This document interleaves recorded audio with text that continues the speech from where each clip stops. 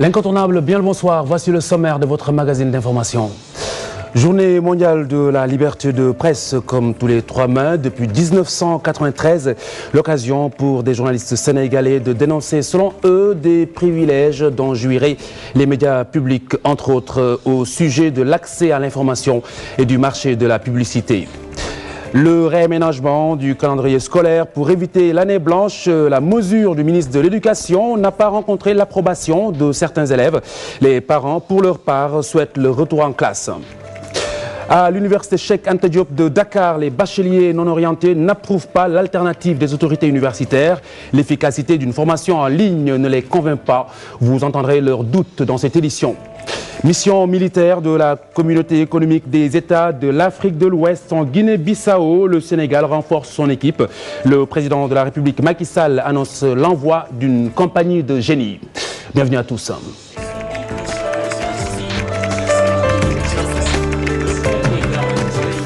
Mesdames, Messieurs, bonsoir. Le point sur l'actualité tout de suite avec Cheikh Tidiane Diaw. Bonsoir. Bonsoir Khalifa Diakhaté. Bonsoir nos chers téléspectateurs. La prochaine Assemblée nationale doit statuer sur le projet du nouveau code de la presse. Le développement du paysage médiatique dans une démocratie comme la nôtre l'exige. C'est l'appel d'Abdoulatif Coulibaly. C'était lors d'un panel organisé par la Convention des jeunes reporters lors de la célébration de la Journée mondiale de la presse. Je vous propose de l'écouter. Il est interrogé par Marie-Christine Mendy et Diafaraba.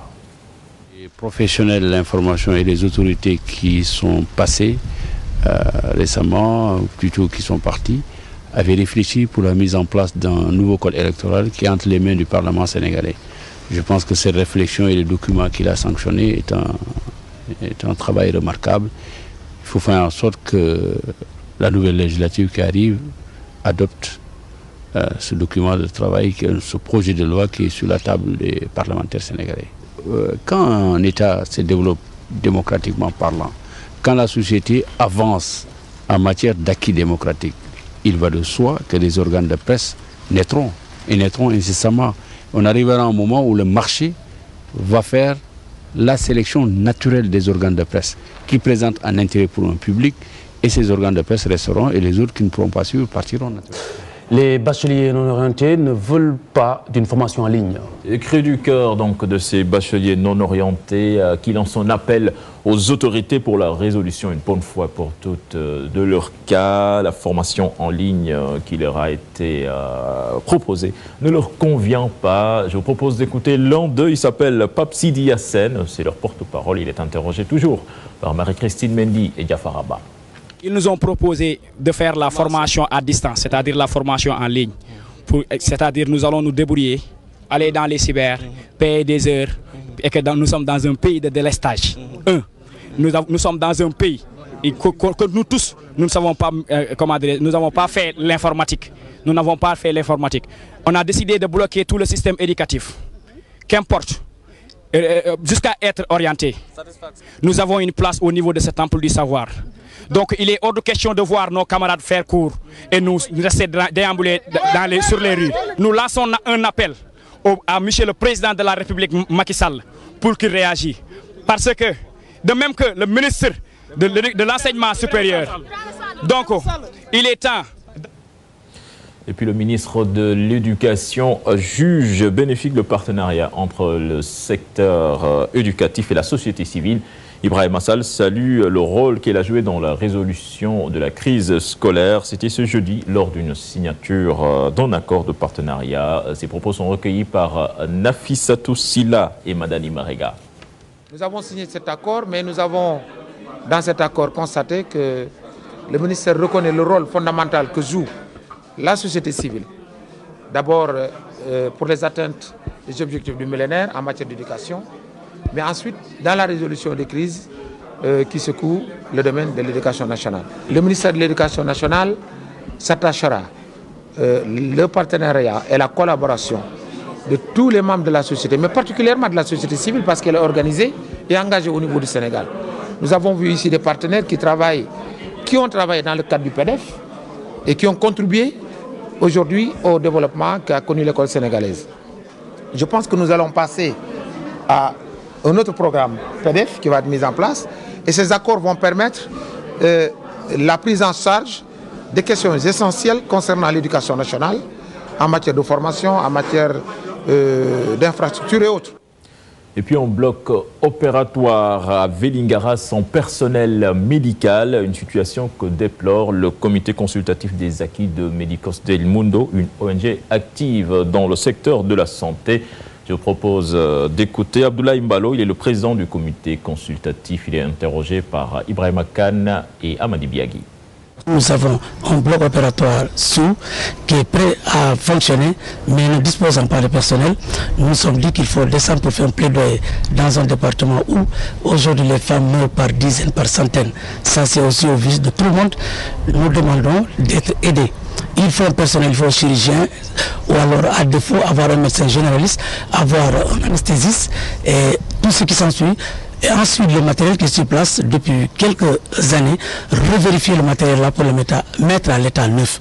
Parce qu'aujourd'hui, Vélingara souffre, les évacuations se font par dizaines, tous les jours vers Kolda, vers Tamba. C'est le sommet de la souffrance. Il se trouve qu'aujourd'hui, les difficultés restent. Donc ces difficultés qui restent, il faut les solutionner. Médicos a mis ses moyens et les populations ont mis leurs forces. C'est à l'État de faire le reste. Donc le personnel d'accompagnement et le matériel qu'il faut remplacer s'il y a. Et puis la Corée du Sud a célébré ce vendredi le 50e anniversaire de l'établissement de ses relations diplomatiques avec le Sénégal. À l'occasion donc de ce cinquantenaire, le président du Cercle d'amitié Sénégal-Corée revient sur l'intérêt de dynamiser l'axe Dakar-Séoul. Je vous propose de l'écouter. Il est interrogé par Daniel Diouf et Ababakar Kamara. La Corée a voulu ardemment le développement. Il a su adopter donc un programme, un mouvement qu'on appelle le mouvement Semaoul ou la révolution des mentalités. Et c'est à travers cette révolution des mentalités qu'ils ont développé ce qu'on appelle la responsabilité individuelle forte. Chacun s'est senti dépositaire donc, du développement de la Corée. Ils ont accepté des sacrifices énormes. Au bout de 25 ans, la Corée s'est hissée au niveau où il est, pratiquement incontournable dans l'échiquier mondial. Le gouvernement coréen a décidé de faire du Sénégal un des 4 pays prioritaires en matière d'investissement. Il y a 2 ans, il y avait une initiative qu'on appelait Business Sénégal-Corée qui réunissait les hommes d'affaires coréens et sénégalais. Parce qu'on sait que si ici on s'arrête au niveau institutionnel, les accords, simplement c'est ce qui s'est toujours passé de 62 donc à 2005. En fait, les choses resteraient en l'état. Il n'y aurait pas de grande évolution. Mais si la population s'implique à travers, par exemple, le cercle d'amitié, qui contribue, n'est-ce pas, donc, à sensibiliser, à faire comprendre, à faire prendre conscience que voilà exactement ce qu'il nous faut. La Corée s'est développée en préservant son âme dans un environnement hostile. Barkaba est notre invité, il est là, le directeur de l'information de TFM. Barkaba, cette décision de la CEDEAO de prôner la fermeté, est-ce que cela peut prospérer? Difficilement, Chati Diandiao, quand on voit le contexte géopolitique extrêmement volatile. Pour aller très vite, au Mali, l'ancienne junte dirigée par le capitaine Sanogo refuse obstinément d'appliquer une partie des résolutions prises au sommet d'Abidjan. C'est-à-dire de permettre au président intérimaire, Diokounda Traoré, à l'issue des 40 jours, de faire plutôt un mandat de 12 mois. Et on a vu qu'il y a eu des affrontements meurtriers entre Béret Rouge et Béret Vert, comme si on était dans un mauvais film de western. Sanogo refuse clairement, malgré les résolutions de la CEDEAO, de débarrasser le plancher, si on peut parler ainsi, de manière triviale. Il continue d'exercer une sorte de mainmise et de prendre en otage les institutions politiques du Mali.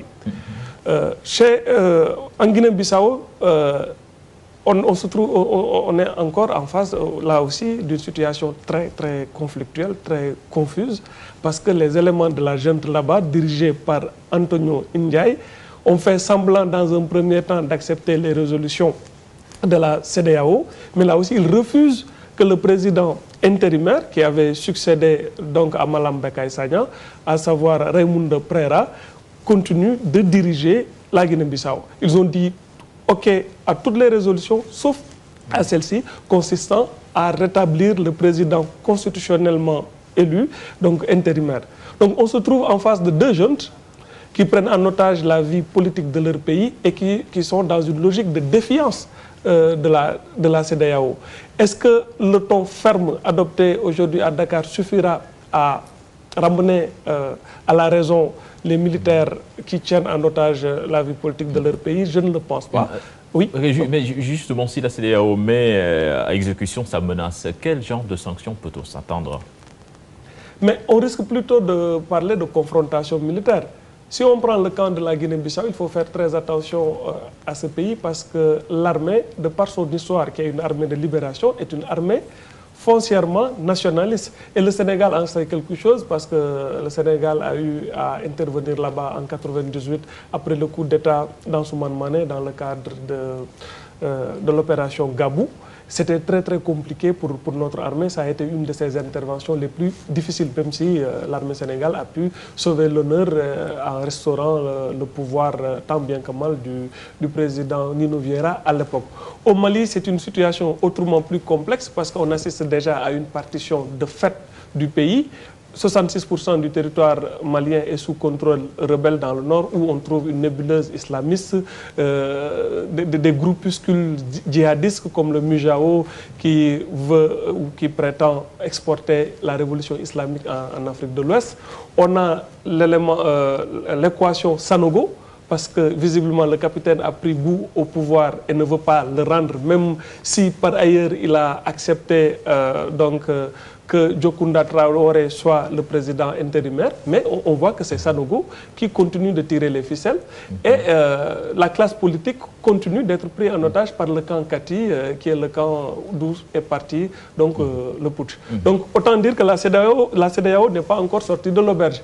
Alors est-ce qu'il faudra faire plier la junte, les deux juntes des deux pays par des sanctions économiques? Est-ce qu'elles suffiront? Je ne le pense pas. Et si la CEDEAO prend le risque d'envoyer des troupes, il n'est pas à exclure qu'il y ait une confrontation militaire.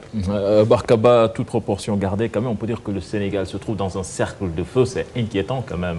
C'est extrêmement inquiétant et cela intervient dans un contexte où le Sénégal est en train de retrouver une sorte de leadership naturel qui l'imposait comme un des pays qui comptent dans la sous-région. On a 3 pays qui sont actuellement en pointe dans cette affaire. C'est le Sénégal, par la grâce de l'élection du nouveau président Macky Sall, auréolé de ses galons de président bien élu. On a Ouattara, donc la Côte d'Ivoire, qui est le président donc de la CEDEAO. Et on a aussi Blaise Compaoré, qui est le médiateur depuis quelques années de toutes les crises sous-régionales. On a ces 3 pays qui sont en pointe dans cette affaire, mais est-ce que les efforts conjugués de ces 3 chefs d'État suffiront pour faire revenir à la raison les deux juntes maliennes et bissau-guinéennes? Il est encore assez tôt de se prononcer là-dessus, mais je pense que le simple discours de fermeté ne suffira pas parce que les militaires dans ces 2 pays ont pris goût au pouvoir et entendent jouer leur partition. Et aussi avec l'armée sénégalaise qui affirme de plus en plus aussi son leadership avec cette mission qui va en Guinée-Bissau. Absolument. Dans ce contexte donc très très volatile, l'armée sénégalaise reste une exception. C'est une armée qui a l'habitude de montrer son savoir-faire dans les théâtres d'opération. On sait que le rôle joué par le Sénégal dans l'opération de la MINUSI en Côte d'Ivoire, comment le Sénégal a aidé Ouattara quand il était à l'hôtel du Golfe. C'est une armée qui est très très demandée sur le plan international dans divers foyers d'intervention. C'est peut-être pour le moment 2 missions risquées parce que n'oublions pas aussi que c'est une armée qui fait face à sa propre rébellion depuis 30 ans, même si c'est un conflit de basse intensité qui dure depuis 30 ans, quand même c'est un conflit. Est-ce que le Sénégal a stratégiquement les moyens de se déployer sur 3 théâtres d'opération assez complexes à la fois? Il appartient au président nouvellement élu de répondre à cette question.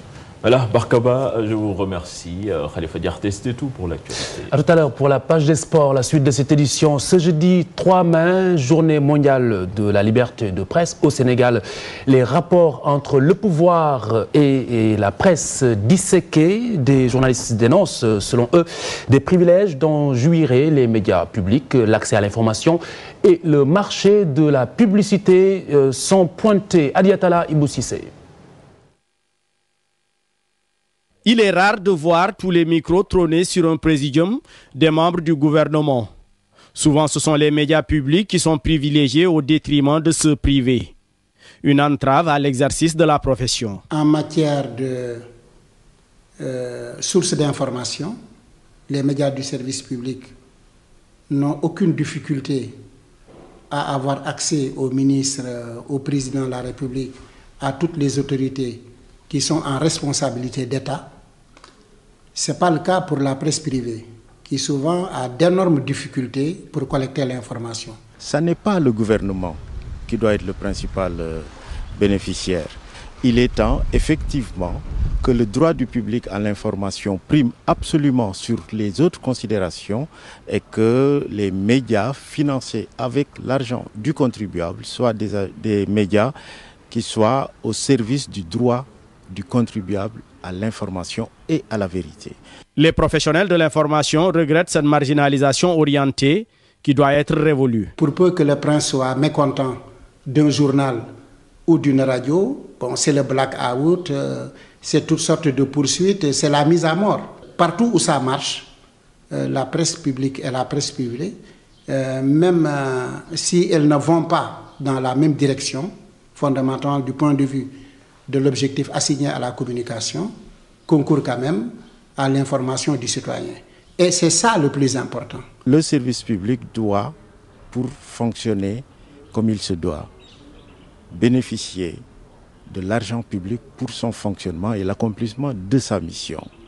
Et cela aurait l'avantage de libérer le marché de la publicité au profit des entreprises de presse privées qui pourraient trouver par là les moyens financiers de leur propre survie et de l'accomplissement également de leur mission.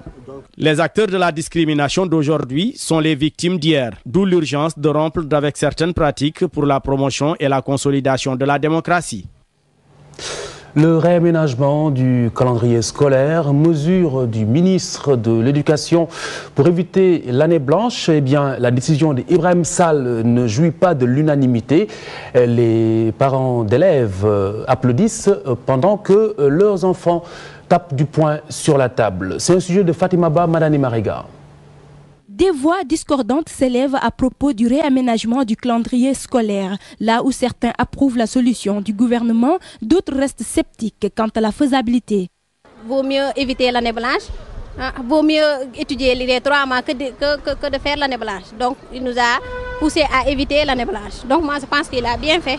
Il n'y a pas de proposition qu'on puisse faire à tous les élèves du Sénégal et qui les convienne, qui arrange tous les élèves. Forcément, si nous retournons, il y aura des élèves sacrifiés et il y aura d'autres élèves qui auront la chance de profiter de la situation. Les 2 sessions, depuis je crois 6 mois, nous disons que nous ne sommes pas d'accord et nous ne serons jamais d'accord avec 2 sessions. Donc c'est même de nous provoquer que de faire de 2 sessions aux élèves. Pour le baccalauréat, je signale encore qu'il ne s'est pas clairement prononcé. L'année scolaire tire à sa fin. Certains élèves pensent que les autorités devraient voir la réalité en face. Il faudrait faire un stop, il faudrait faire une rupture pour essayer de régler tous les problèmes, prévenir toutes les années blanches qui vont venir à l'avenir. Donc il faut faire cette rupture-là maintenant. On est toujours dans ces problèmes-là depuis 5 à 6 ans parce qu'on n'a jamais voulu faire un stop pour revisiter le terrain, regarder la situation en face, essayer de tout corriger une bonne fois pour toutes. Du côté des parents d'élèves, l'on salue la décision du ministre et en appelle à la sagesse des enfants. Les enfants doivent retourner dans les salles de classe, c'est tout ce qu'on leur demande. Vraiment, nous sommes très satisfaits de la décision du ministre de l'Éducation. Sur proposition du ministre de l'Éducation, le CFE sera repoussé d'une semaine. Le BFM se fera en 2 sessions. Cependant, la date de l'examen du baccalauréat n'est toujours pas connue. Problématique des inondations, essentiellement dans la banlieue de Dakar. Le ministre de l'Urbanisme affiche réalisme et objectivité. Khoudia Mbaye annonce des efforts, mais pas une solution définitive immédiate. Madame Mbaye s'est rendue en banlieue, aux côtés du Comité national de lutte contre les inondations. Maïmouna Ndiaye Ibou Cissé. Des habitations défigurées par les eaux pluviales, des déchets déversés dans des bassins de rétention et canaux, des travaux au ralenti. Voilà le décor qui plante ces sites de la banlieue. Alors que l'hivernage se profile, l'heure est de voir comment faire face aux inondations. Si on regarde un peu la canalisation, à certains endroits, c'est à ciel ouvert. Et les gens ont commencé à déverser des ordures. Et il arrivera un moment où c'est un canal qui risque d'être complètement bouché et on risque d'assister à un phénomène de retour des eaux vers son origine et peut-être inonder les quartiers qui étaient initialement inondés. À Sikambao, les populations exigent la restructuration de l'autoroute à péage pour éviter les inondations. Toutes nos craintes, c'est les inondations. Déjà, ici, c'est une zone inondable. S'y ajoutent les travaux de l'autoroute à péage. Le ministre de l'Urbanisme et de l'Habitat, pour sa part, estime que la résolution du problème n'est pas pour demain. Toutefois, avec la collaboration des techniciens, le ministre avoue que des efforts seront entrepris. Nous avons pris connaissance de cet état des lieux par le contact avec les techniciens. Nous avons pris connaissance par les documents qui existent. Il s'agissait pour nous de voir comment la réalité était conforme au dire des techniciens ou au papier qui était écrit. Je ne peux pas moi-même m'engager outre mesure, sinon sur la base de ce qui nous a été dit. Mais il est clair que nous ne réglerons pas définitivement les problèmes des inondations lors de cet hivernage. À Dakar, 30 à 40% de l'espace des villes est à habitat précaire, d'après les statistiques. Le ministre de l'Urbanisme et de l'Habitat, Khoudia Mbaye, invite ainsi les collectivités locales à une meilleure concertation pour réduire les risques et les catastrophes liées aux inondations.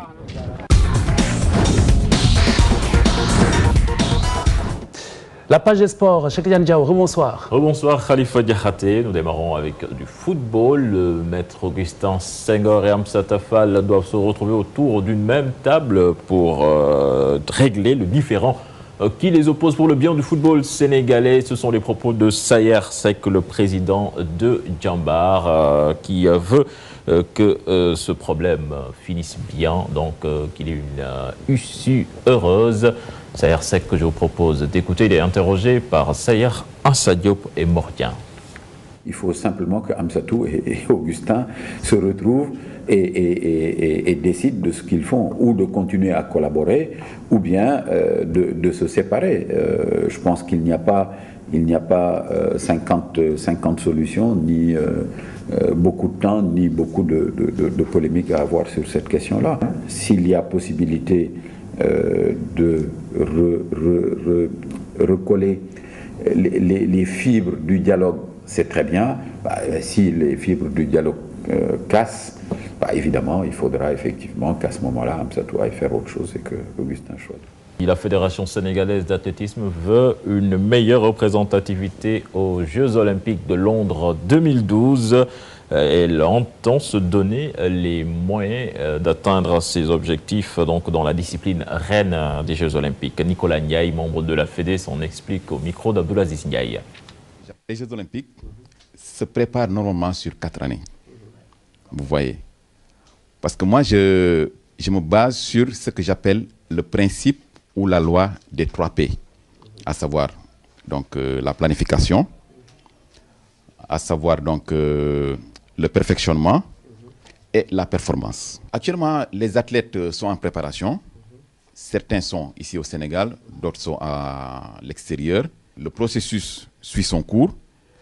Il faudra peut-être attendre la fin du processus pour savoir effectivement est-ce que nos athlètes ont réalisé les minima ou pas. Il est clair que si on n'a pas de moyens pour aider nos athlètes, il sera très difficile, très sincèrement, de pouvoir prétendre avoir plus de 2 qualifiés. Nicolas Ndiaye, membre de la Fédé d'athlétisme. Khalifa Diakhaté, c'était l'élément qui a mis fin à ce journal des sports. Merci. Cheikh Tidiane Diaw, ce 3 mai, journée mondiale de la liberté de presse. Nous pensons à notre confrère de France 24, Roméo Langlois, entre les mains des forces armées révolutionnaires de Colombie. Merci de nous avoir suivis. Bonsoir.